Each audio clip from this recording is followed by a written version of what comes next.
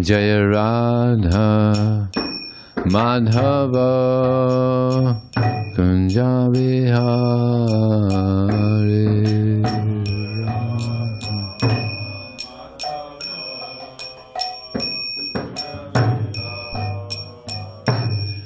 Jaya Radha Madhava Kunja Vihari.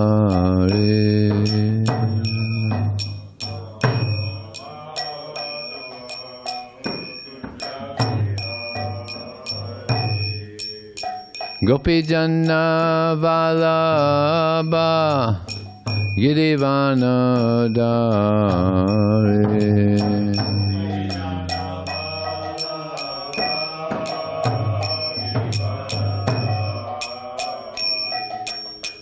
Gopi Janna Vallabha Girivana Dari.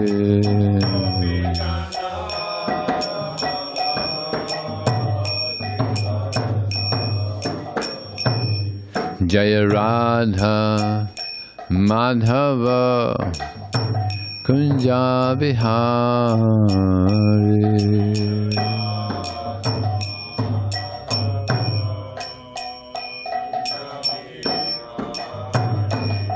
Jaya Radha Madhava Kunja Vihari.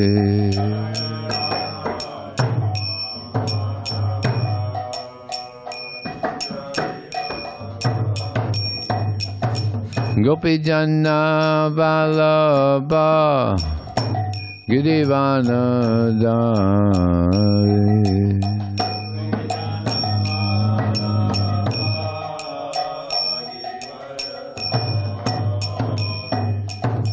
Gopi Janna Vallabha Girivana Dari.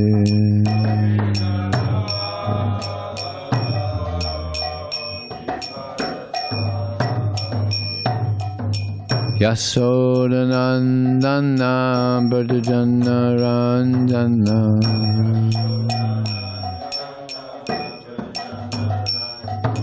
Yasodanandana Bhadajana Ranjana.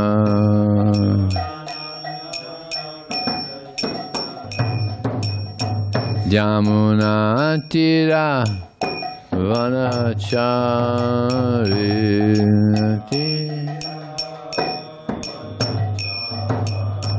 Yamuna Tira Vanachari.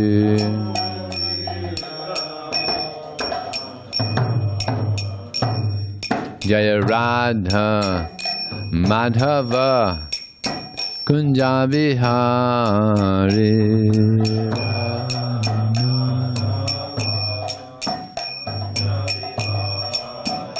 Jaya Radha Madhava Kunja Vihari.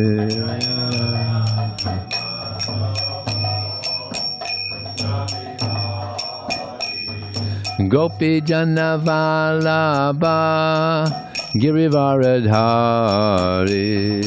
Gopi Janna Vallabha Girivaradhari. Gopi Janna Vallabha Girivaradhari.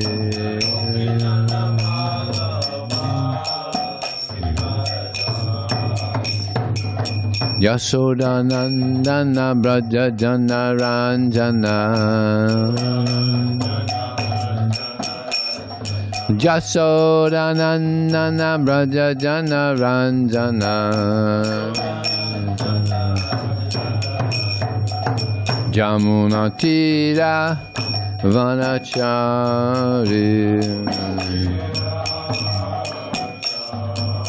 Jamuna Tira Vanachari. Jamuna Tira Vanachari.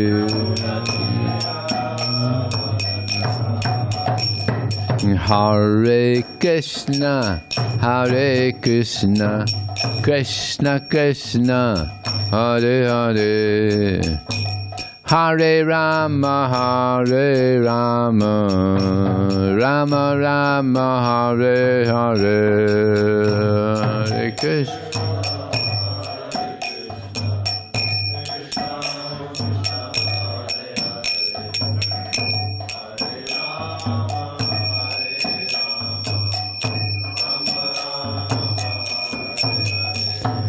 Hare Krishna, Hare Krishna, Krishna Krishna, Hare Hare, Hare Rama, Hare Rama, Rama Rama, Hare Hare.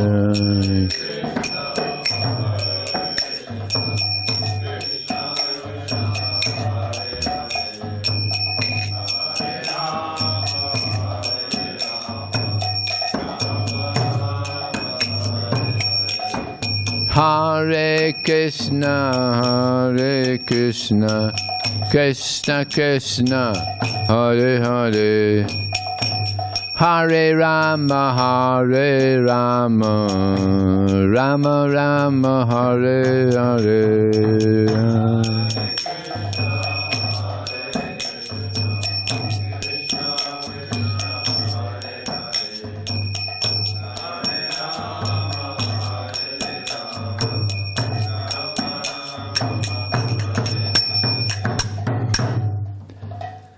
Jayam Vishnupad Paramahansa Pravidakacharya Asaturs of the Srimad, His Divine Grace, Srila A.C. Bhaktivedanta Swami, Srila Prabhupada Ki, Anantikota Vaishnavanda Ki Jai, Namacharya Srila Haridas Thakur Ki Jai, ISKCON Founder Acharya Srila Prabhupada Ki Jai, Prem Saho Shri Krishna Chaitanya Prabhu Nityananda Shri Advaita Gadadhar Srivasadi Gaur Bhaktivinoda Ki Jai, Shri Shri Radha Krishna Gogopiya Samakun Radhakun Giri Govardhan Ki Jai, Shri Vrindavan Ki Jai, Shri Mayapunavdam Ki Jai, Gangamaya Ki Jai, Jamunamaya Ki Jai, Tulsi Devi Ki Jai, Bhakti Devi Ki Jai, Samaveda Bhaktivinoda Ki Jai, Transcendental Book Distribution Ki Jai, Harinam Sankirtan Ki Jai. Go Premanandi, all glories some devotees, all glories some devotees, all glories some devotees, all glories, Shri Shri Guru and Shri Gauranga.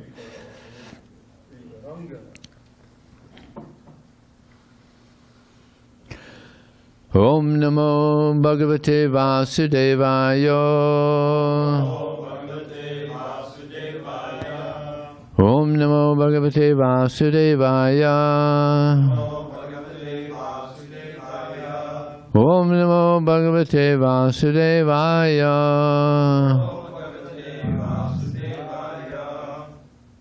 So this verse has an unusual meter. You want to chant it? You do it. It is Srimad Bhagavatam, Canto 5, Chapter 25, Text number 11. Yan nama Shutam Anukirtayet Akasmat Atova Yadi Patitaha Palambanad Va Hanti Anghak Sapadi Nirnam Ashesham Anyam Kangsheshad Bhagavata Ashrayen Mumukshuhu Yannama Shutamanukirtayed Asmad Arto Vayadi Patitak Palambanad Va Hantyang Hak Sapadinam Sheshamanyam Kangsheshad Bhagavata Ashrayen Mumukshuhu Yannama Shutamanukirtayed Akasmad Arto va yadi patitak pralambanadva. Arto vaya lipatita patamsanada. Hantyang hak sapadina nama sheshamanyam. Hantyang hasapadinam asesayam. Kang sheshan bhagavata ashrayen mumukshuhu. Kam se sad bhagavata ashrayan muksu. Yan nama sutamanukirtaye rakasmad. Yan nama shutam anukirtayad aksar. Arto va yadi patitak pralambanadva. Arto vaya lipatita palambanada. Hantyang hak sapadina nama sheshamanyam. Hantyang hasapadinam asesayam. Kam sheshad bhagavata ashrayen mumukshuhu. Yan nama shutam anukirtayad akasmad. Arto vaya lipatita palambanadva. Hantyang ha sapadinam ases anyam. Kang se sad bhagavata ashrayan mamuksu.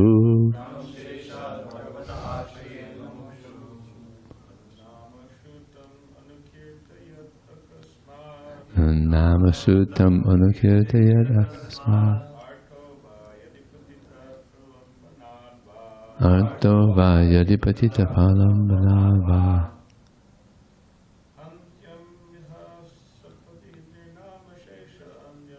Hantyang ha sapadinam sheshamanyam.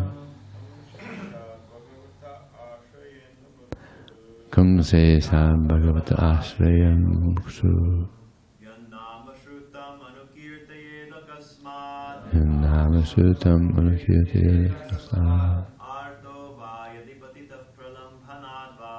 Arto vaya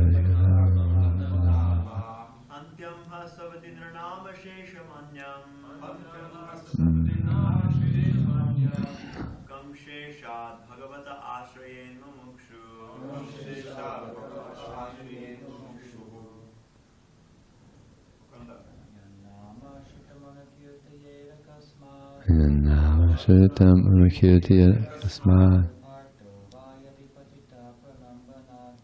Arto vaya lipatita palambanava. Hantyang ha sapadinam sheshamanyam. Kam se sad bhagavata ashrayan muksu. Yet of whom Nama, the holy name, Shrutam, heard, Anukirtayat, may chant or repeat, Akasmat, by accident, Arta, a distressed person, Va, or, Yadi, if, Patita, a fallen person, Pralambanat, out of joking, Va, or, Hanti, destroys, Ungha, sinful, Sapadi, that instant, Nanam, of human society, Asesam, unlimited, Anyam, of other, Come, what? Say Sat, that Lord Shesha, Bhagavata, the Supreme Personality of Godhead, Ashrayat, should take shelter of, Mumuksuhu, anyone desiring liberation. Translation. There's no purport, so actually we'll probably finish the chapter. Even if he be distressed or degraded, any person who chants the holy name of the Lord, having heard it from a bona fide spiritual master, is immediately purified. Even if he chants the Lord's name jokingly or by chance, he and anyone who hears him are free from all sins. Therefore, how can anyone seeking disentanglement from the material clutches avoid chanting the name of Lord Shesha, of whom else should one take shelter?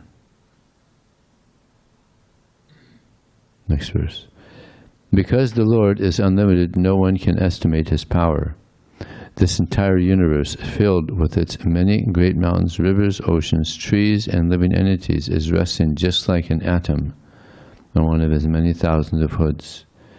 Is there anyone, even with thousands of tongues, who can describe His glories? There is no end, this is the next verse, there is no end to the great and glorious qualities of that powerful Lord Anantadev. Indeed, His prowess is unlimited. Though self-sufficient, He Himself is the support of everything.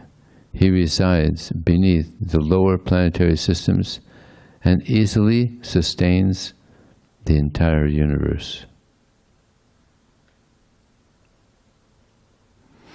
My dear King, as I heard of it from my spiritual master, I have fully described to you the creation of this material world according to the fruitive activities and desires of the conditioned souls. Those conditioned souls who are full of material desires achieve various situations in different planetary systems, and in this way they live within this material creation. In this regard, purport. In this regard, Srila Bhaktivinoda Thakur sings, Anadi karma phale padi bhavhar nave jale tari bhare na dekhi upaya. My Lord, I do not know when I commenced my material life, but I can certainly experience that I have fallen to the deep ocean of nescience. Now I can see also that there is no other way to get out of it than to take shelter of your lotus feet. Similarly, Sri Chaitanya Mahaprabhu offers the following prayer. Ainandatanuji kinkaram patitang mam visame bhavam mudhao kripaya tabapada pankaja stiti duli sadrasam vachintaya.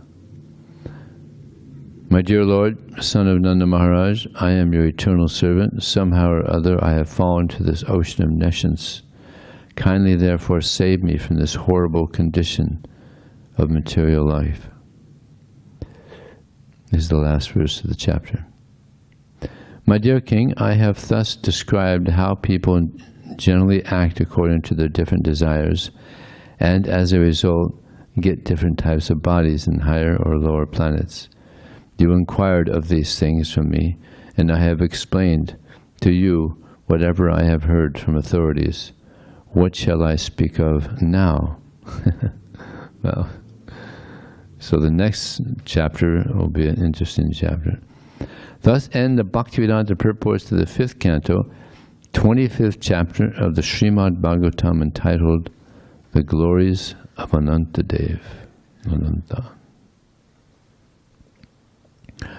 Om Jnanatamarandasya Gyananjana Salakaya Chakshum Militam Jena Tasmai Sri Gurave Namaha Mukham Krotava Chalang Pangam Manghayate Gurim Yat Kripa Tadaham Bande Shiguram Dinataranam Vanchakalpa Trivyascha Kripa Sindhu Vyevacha Patitanam Pavanevyo Vaishnavevyo Namo Namaha Jaya Shri Krishna Chaitanya Prabhu Nityananda Shri Advaita Gadadhar Srivasadi Gaur Bhaktivinoda Hare Krishna Krishna Krishna Hare Hare Hare Rama Rama Rama Hare Hare.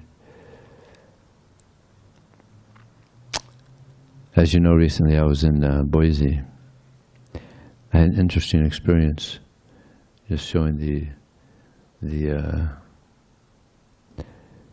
nature of this world. I was sitting down, chanting Jai Radha Madhava, getting ready to give the talk on Janmashtami Day, and someone comes to the door, evening, and he says, "Is there a doctor? Is there a doctor in here?" You know, the temple room's pretty full. So 90% of the devotees get up. Not that they were doctors, but something was happening. So one of the main persons there in Boise had a stroke. Actually, had a heart attack. So, yeah. So there's 200 devotees surrounding him. And there was a couple that knew how to do this, CPR. So 200 devotees, they kind of knew, they didn't know what to do. So there was a devotee there, Radhika Raman. He was in the class, and he thought, I better go find out what's happening. So there's 200 devotees just standing there. This person's, he was white. I mean, he was leaving his body. But they were just standing there. So Radhika Raman, he started the chanting, saying this first verse we read here, chanting the holy names. So he started the chanting the Hare Krishna mantra. Eventually everybody gathered on, this person might be leaving his body. It's good to hear the holy name. So he got everybody to chant. Then the paramedics came, and they put this big, they got him going. If they weren't there, he would have, he's alive. They helped him through it. But I was thinking, wow, the material world, he's in his 50s, not that old. Balabhadra, he was one doing the CPR. He was one doing that.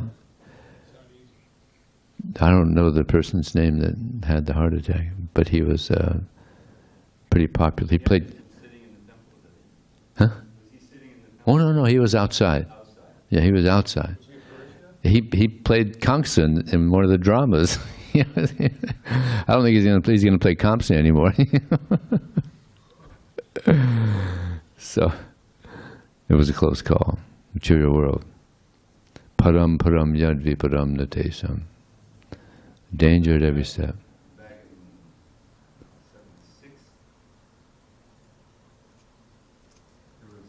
The time in LA, actually maybe 77, because Rath Yatra didn't start there till 77. But a lot of the devotees had come in for Rath Yatra, And it was Tulsi Puja. And one devotee, he was a young guy, he was in his 20s, he just keeled over in Tulsi Puja. And it was Kanka, who was a nurse. I don't know if anyone remembers her. She's a nurse. She was there, and she went over to him, and she said, "He's not breathing." She was trying to do some CPR, and he wasn't breathing. And finally, the medics came. They took him to the hospital nearby, right across the street. And I don't think he made it. I don't think he made it. He had a heart condition.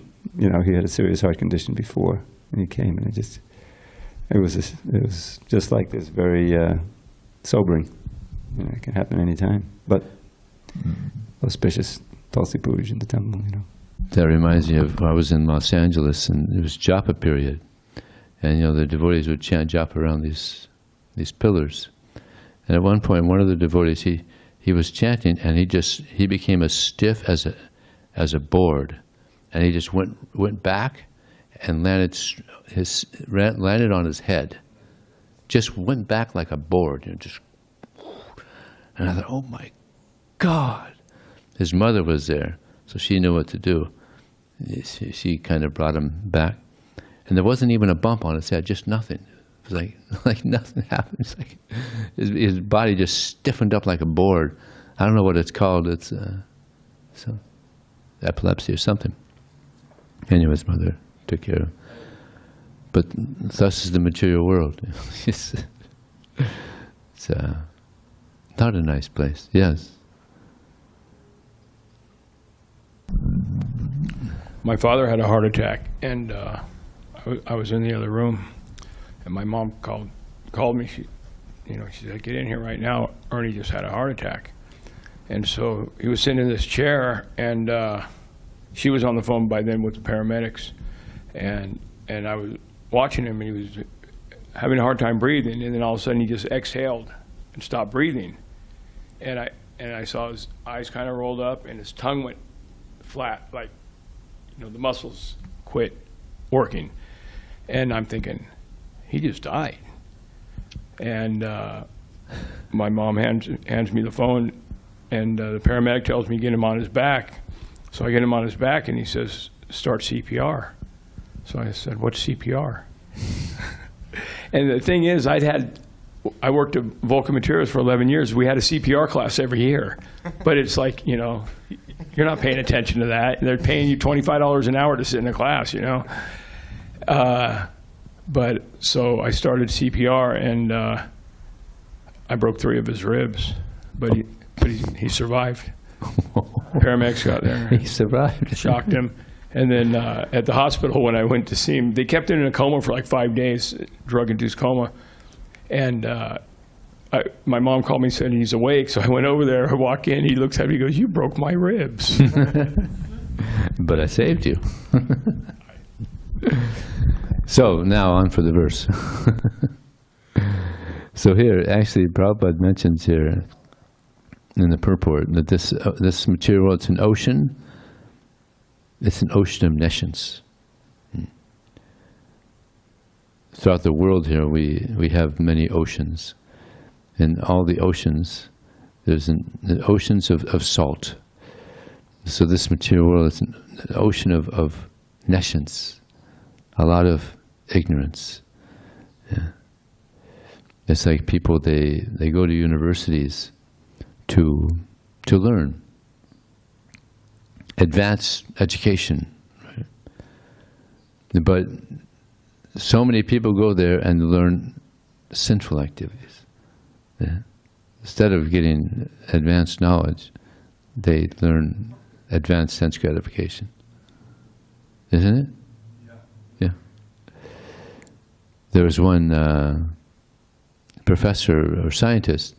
He got the Nobel Prize for, and his presentation was that life comes from matter. He got the Nobel Prize. But Sri Damodar Maharaj, he was brahmachari at the time, he said, "So if I give you some chemicals, can you create life?" What did he say? "That I cannot say." And Prabhupada just loved that. This rascal, he got a Nobel Prize that life is coming from matter, but he's asked, if I give you the chemicals, if I give the ingredient, can you create life? That I cannot say. So cheaters, yeah. Cheaters. So so-called education, but actually, no. Then he also would say about Professor Kotovsky in Russia. He was a professor of Hinduism. Right? Knew the Vedas. He was very learned, actually. But he said, "Swamiji, when the body dies, that's it. Everything's finished." Prabhupada was so surprised that here's someone that knows so much about the Vedas and still just couldn't catch it. So there's a lot of nescience. And if anybody teaches about the soul in a university, or you teach about God, you're fired. Yeah, they'll fire you. Even Socrates, he was teaching his students about the soul. Now here he's probably the most intelligent person in Greece. And what do? Kill him. Kill him. Yeah, just like, it's amazing. It was a democratic government, by the way. So this is the circumstances. Yeah. Kali Yuga. A lot of ignorance, a lot of nescience, an ocean of nescience. But fortunately, Krishna comes to give us some guidance. Yeah. Lord Chaitanya comes and gives us some guidance. Pure devotees come and they give us some guidance on how to escape from this nescience, this ocean of nescience. So Krishna, he's the most intelligent. He's got a very high IQ. As he creates this world in such an amazing way. Just like there's people that are artists that could paint so nicely. I believe there's one person in Europe, he could paint fruit so well that birds would come down thinking it was fruit to eat it. It looked so real. I forgot his name. But this, I mean, that's really good.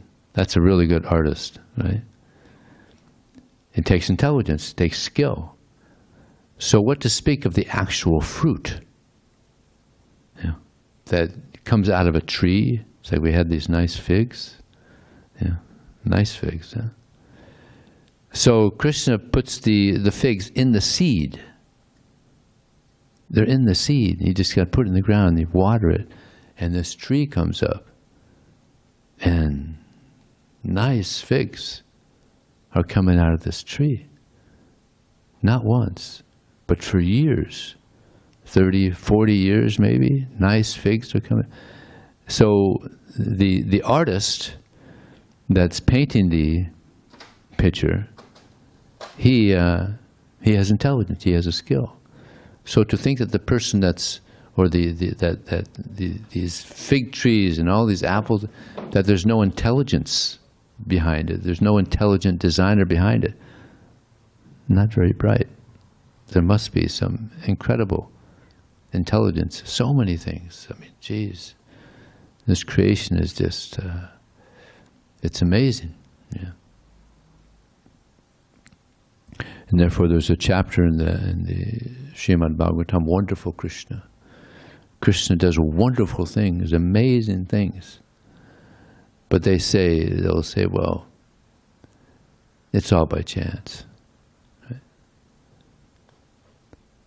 No intelligence behind it, it just happened. Because they can't see. They say, because we can't see God, we don't see the soul. We don't see the Creator. I was just listening to Prabhupada, and he was speaking about this and said, do you see thoughts? We don't see thoughts. So many things we don't see, but we know. We know they exist. So many things we don't see, but we know exist. So we may not be able to see Krishna. That's our disease condition, to not be able to see Krishna. But he exists. Yeah. And now we're practicing Krishna consciousness. We can't see that person, but eventually we'll get purified and we'll be able to see Krishna. Yeah. It takes some time. Yeah.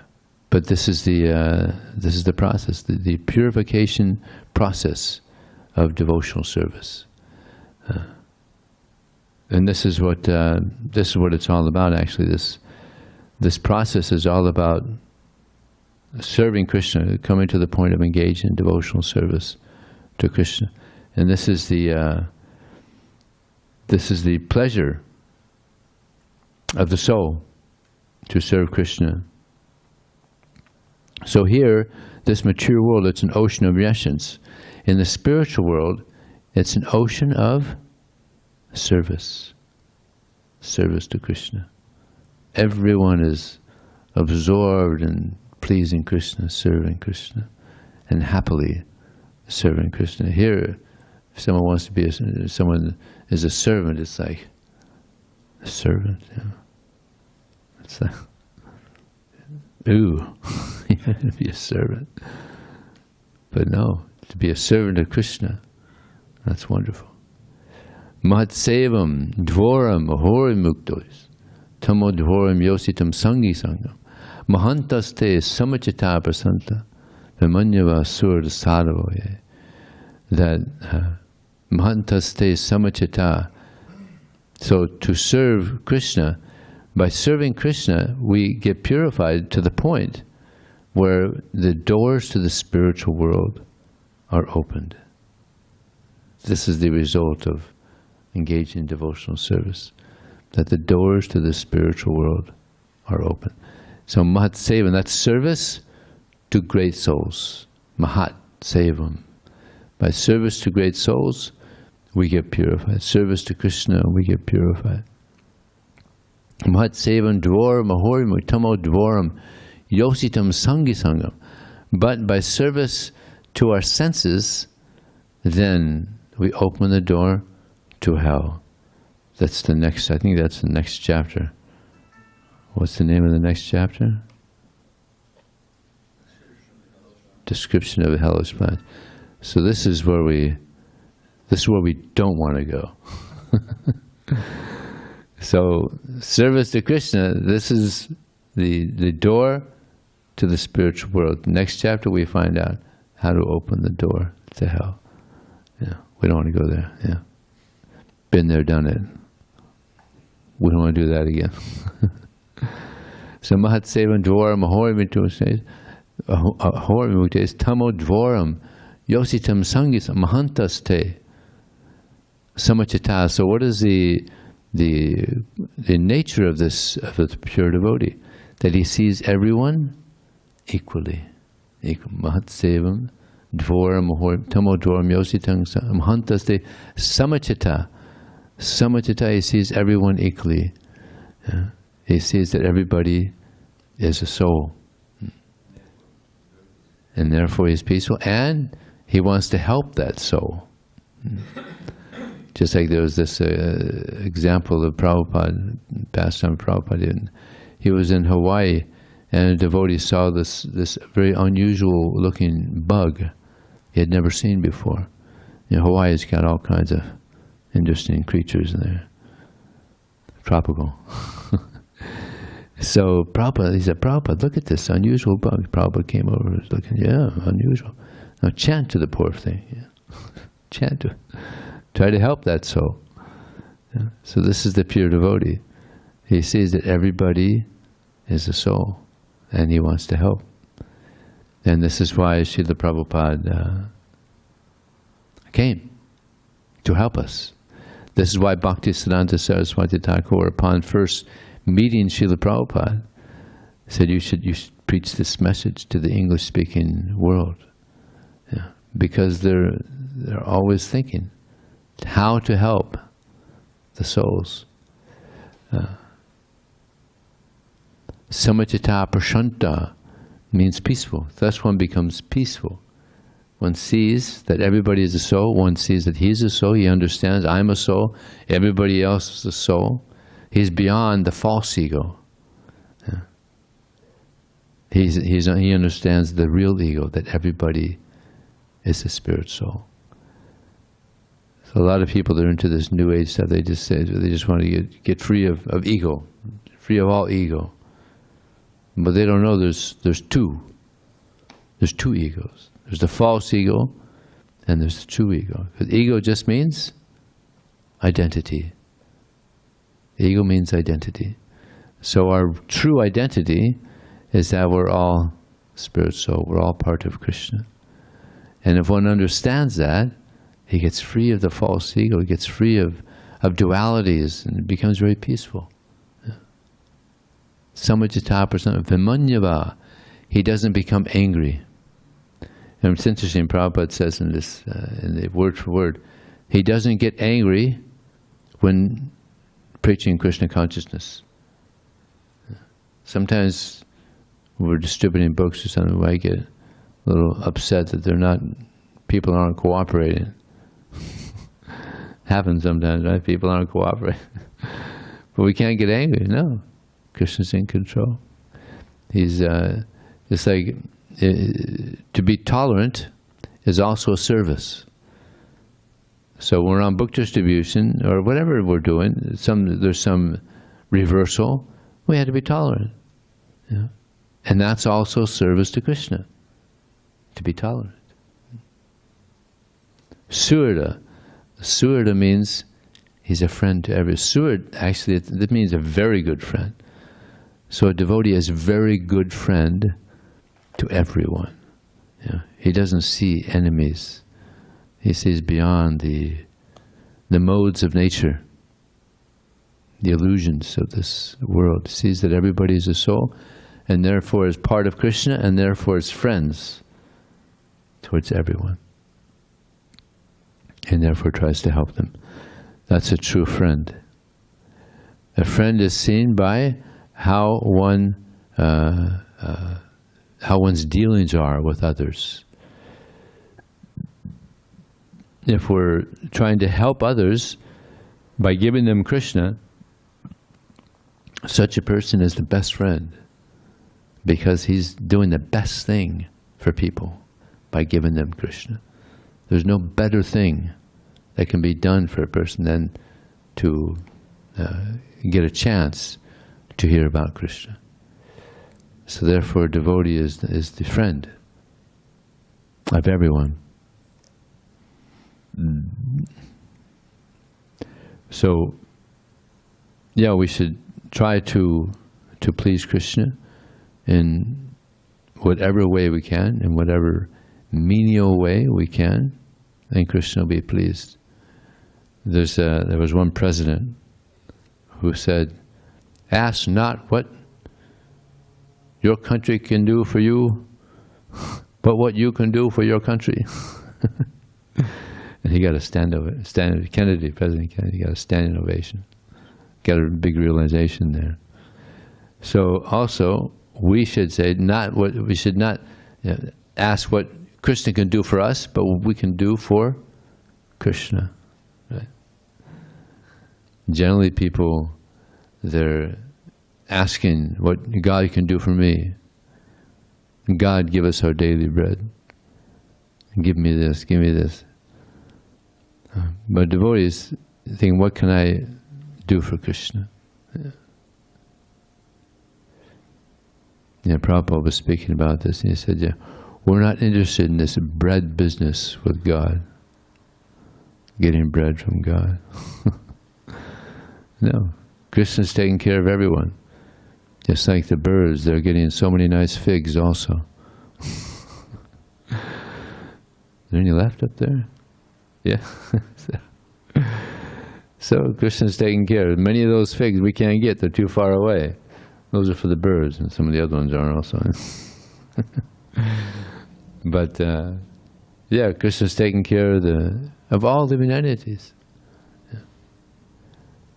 So if we just want to please Krishna, then Krishna is very pleased. He's very happy. If we could have this selfless desire to serve Krishna. This world is made up of a lot of selfish people. And the spiritual world, all selfless. So we're also trying to come to that selfless level of devotional service. And Krishna will be pleased by that. So there's any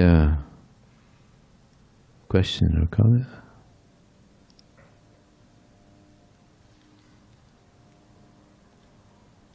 Thank you. So what's your favorite hellish planet? No. Sorry, that was a ridiculous question. So the verse is doing something really nice. It's talking about the power of the holy name, in that if you can receive it, even if you chant it sincerely or jokingly, you have something very powerful, and it eradicates all your sins, right? So I was thinking about, okay, receiving that thing with such potency that no matter how you utilize it, you're almost covered. Like, that's such a great gift to receive the holy name from a pure soul. But it's very limited, the pure souls that we've had access to.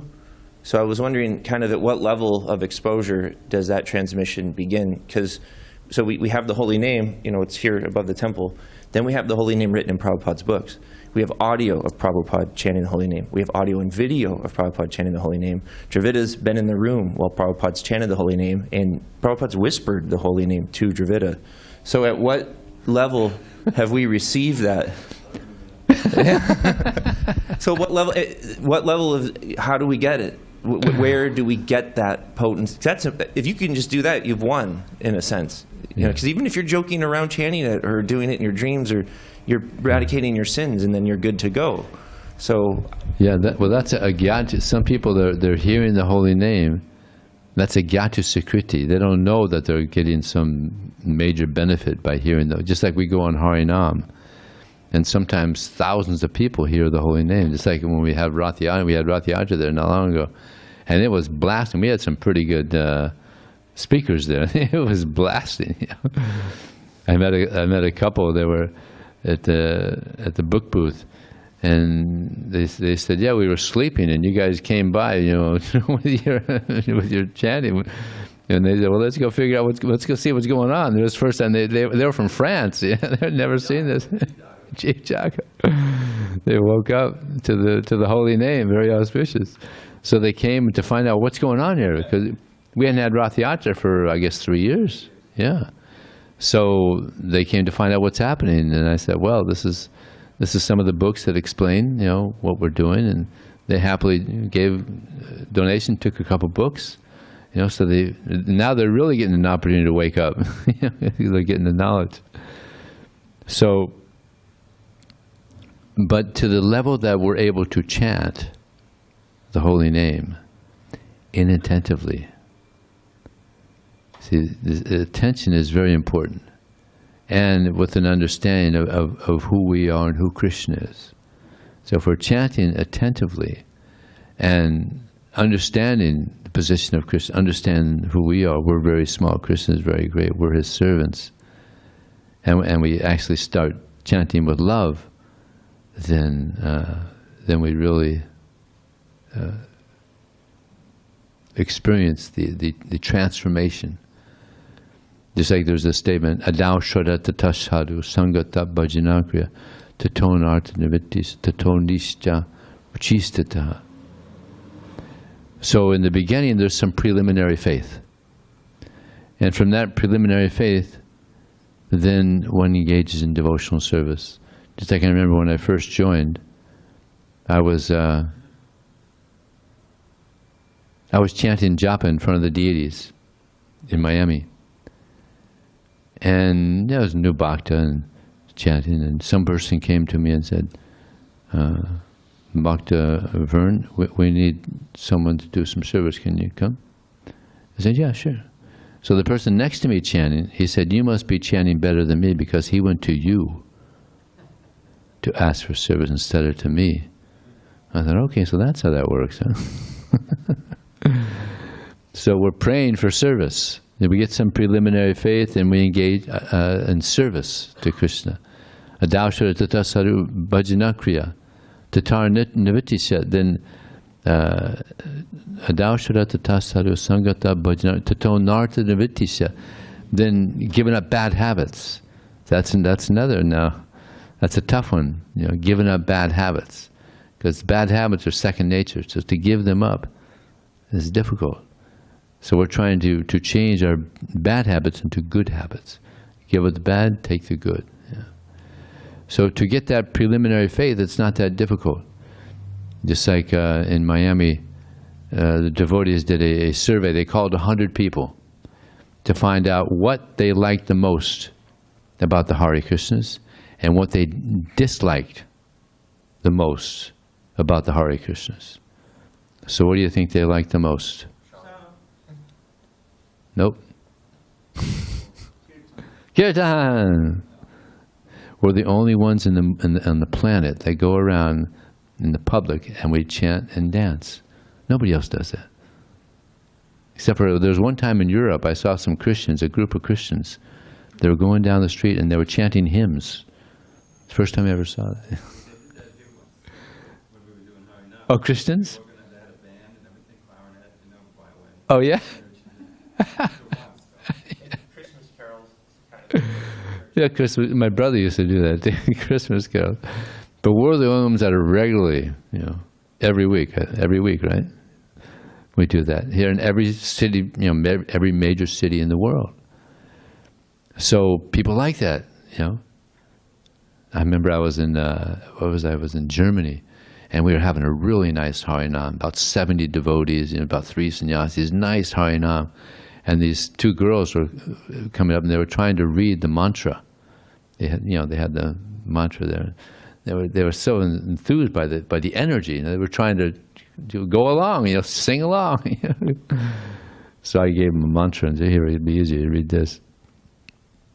And they were so enthusiastic that I thought, well, they could get some books. So they were just as enthusiastic to get books. So they got books from me and gave a donation. And then the Harinam had gone ahead, and they said, "Hey, they're leaving us. Let's catch up with them." So they were enthusiastically running to catch up with the Harinam.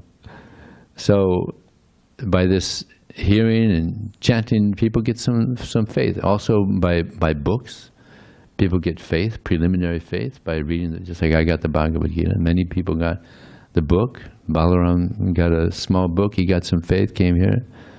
It's very common, yeah. Our Dimitri, he got a book. So many times this happened. So they get some preliminary faith by book distribution. And then some devotional service. You get some preliminary faith and you find the devotees. And what are devotees doing? Devotional service, seva. Yeah. And then, now that it gets tough, giving up bad habits, and it gets a little tougher then. Giving up the bad habits. So we learn from Prabhupada, we learn from devotees, we learn from Krishna, what's good, what's bad.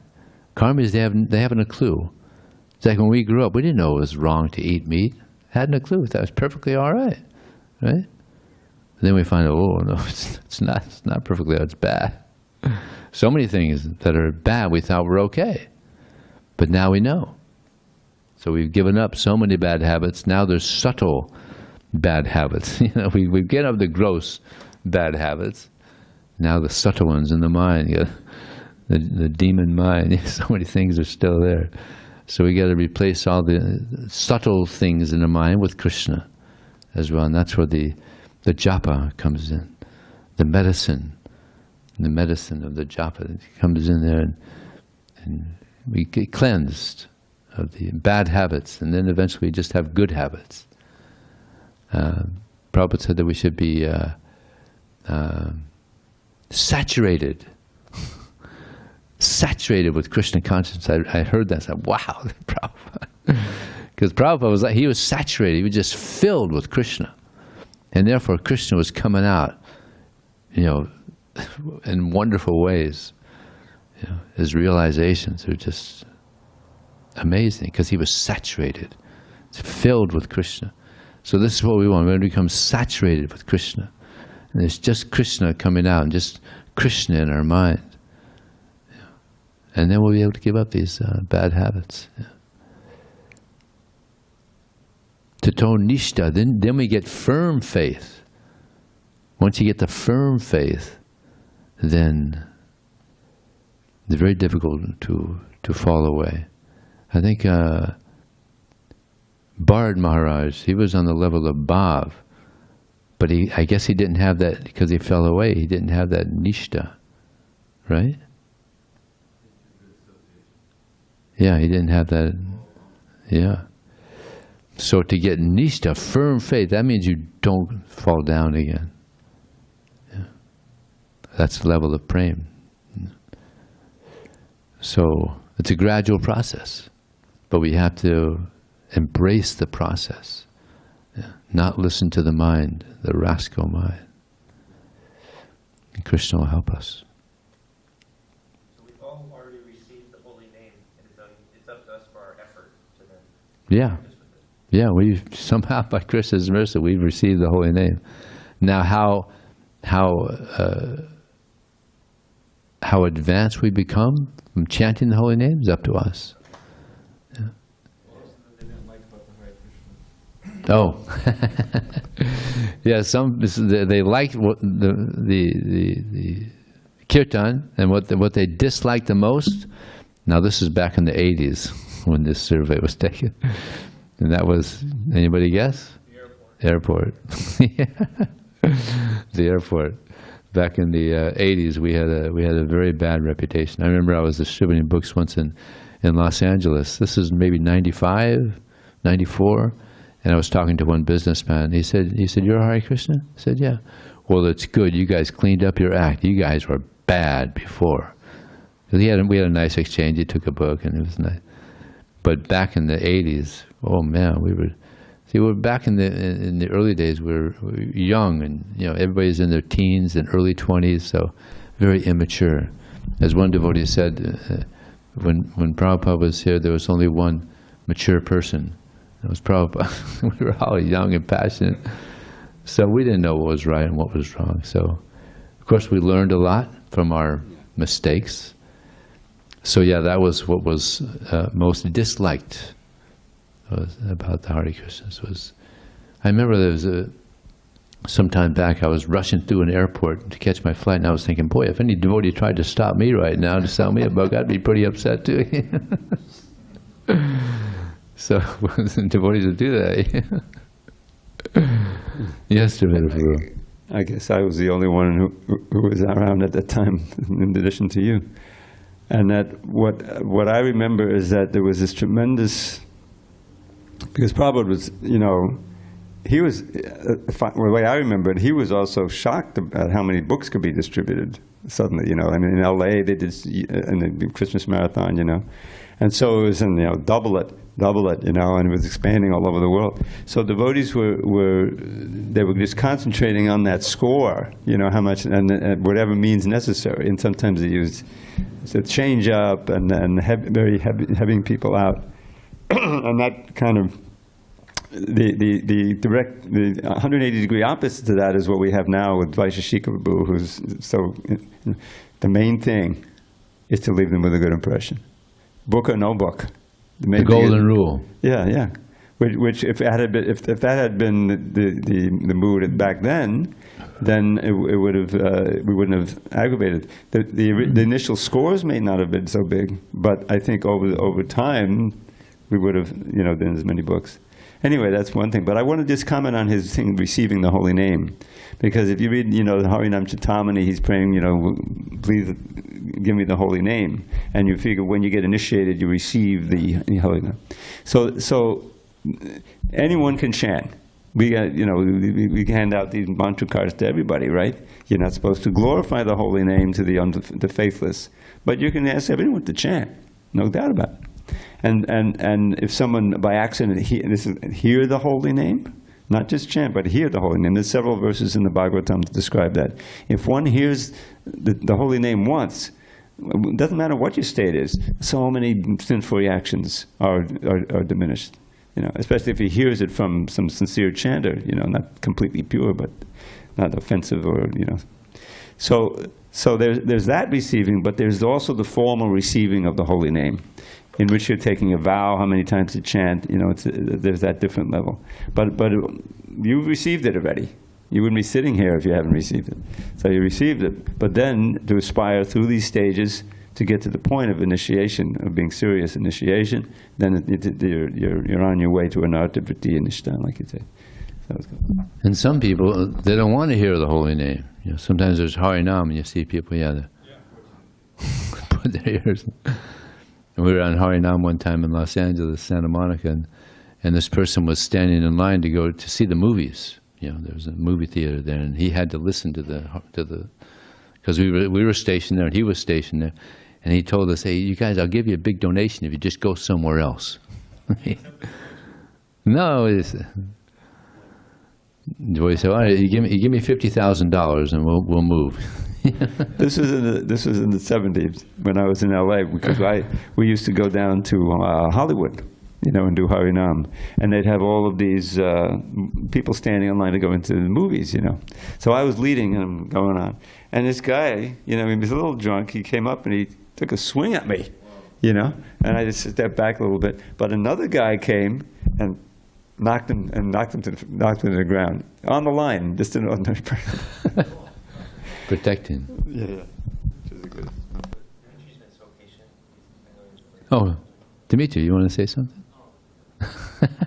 I was just you were speaking about selfless, being selfless in service, and I was just thinking about a question: how can we use intelligence in being selfless? Like, how we can be selfless and we can disregard our body and our kind of mental health, and we can actually harm ourselves from it. But how can we be intelligent in selfless service?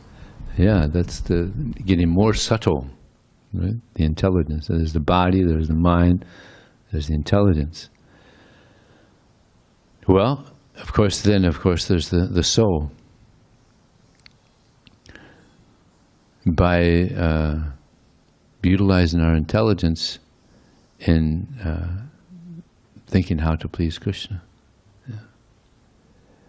The intelligence gets purified by this hearing, by this chanting, and eventually the intelligence gets so purified that it's thinking of ways to please Krishna. There was a statement by Srila Prabhupada in this regard. It's not.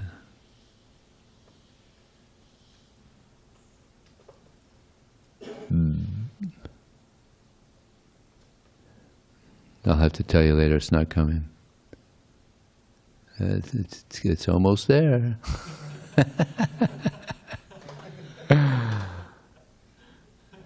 The intelligence of the living entity is stolen away by the activities of sense gratification.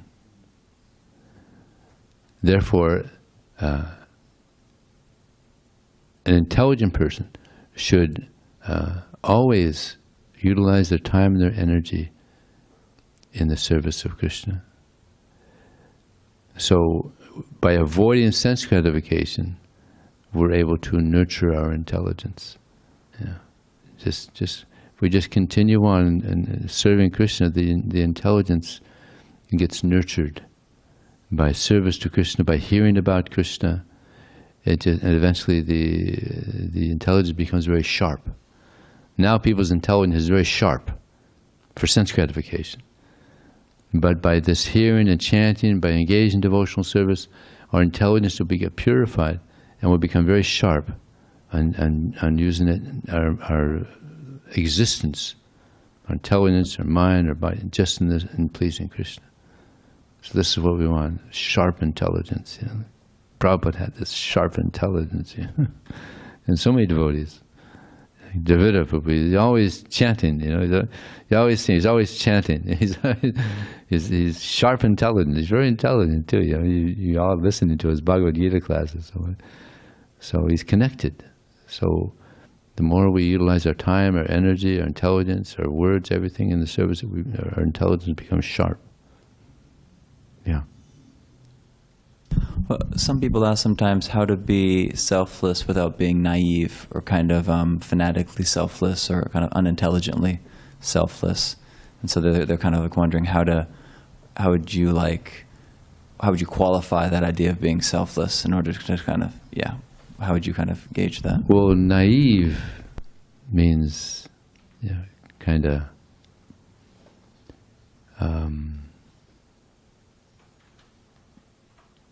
not bright, right?